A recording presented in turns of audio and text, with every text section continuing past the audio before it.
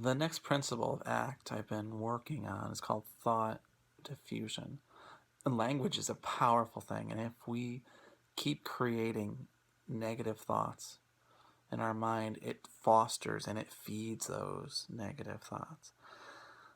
So for me, being willing to see those thoughts as just language, as just words, as just sounds, and being present in that moment of seeing those thoughts with as little judgment as I can, I am then um, able to play with those words and play with those thoughts and not hang on to them so much, because those thoughts held me back from talking on the phone to a friend or meeting a new people. So by seeing these thoughts as just words and language and as just options that I could think, I'm then empowering myself to move forward into the person I want to be. For many years, I believed that I was a stutterer. This is to say that I held the negative belief that my stuttering was all of me. It was what people knew of me and what I knew of myself. Every thought, action, belief was guided by my stuttering. It was all consuming. Through time, experience, and being open to other perspectives of potential realities, I began to reconceptualize my stuttering as just a part of me, not the entirety of who I was. I began stepping outside of my thinking and analyzing and critical self to experience my observing self. And by changing the words and language I was using to describe me and the context I was in, the more I did this, the more I noticed that I was enjoying these newly described aspects of myself. I began directing my internal monologue to see the full context of most situations. For example, yeah, I may have stuttered a lot while ordering my meal, but what I said was important, and I got my meal how I wanted it, so I framed that as a success. Understanding your values and value system will help you know what really drives you and what makes life worth living for you. Values are individualized to you, and they are not the same from person to person.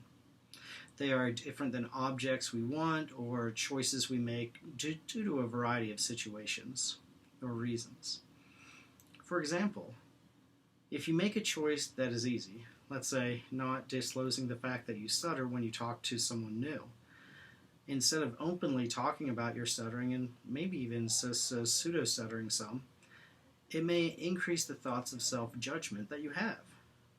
Whereas if you clearly understand your values and your value system, you can choose to live a value-guided life by making choices that will lead you closer to what is most meaningful to you and the direction you choose your life to take. Living a value-guided life requires committed actions, planning, and enacting change in our behaviors, which could include our thoughts, actions, likely includes willingness, discomfort, motivation, determination, and perseverance. Changing from the known to unknown is very difficult. Life is a series of choices. What what choices we make is up to us. And the thoughts that we choose are up to us.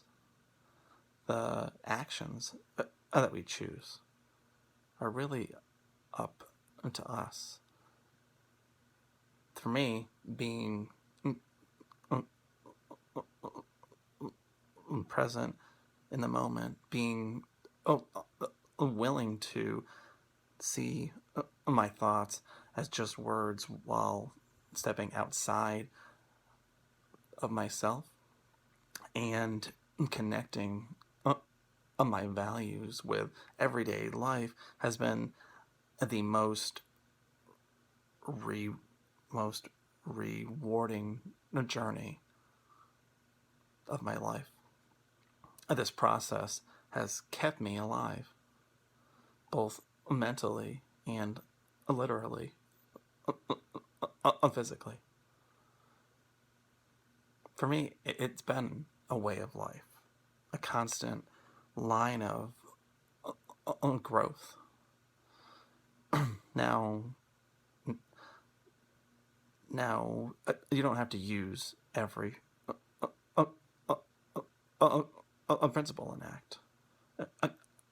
You could use just one or more than one. It's up to you. Again, the choice is yours. Make choices for you so that you can live a values-based life and empower you to be you.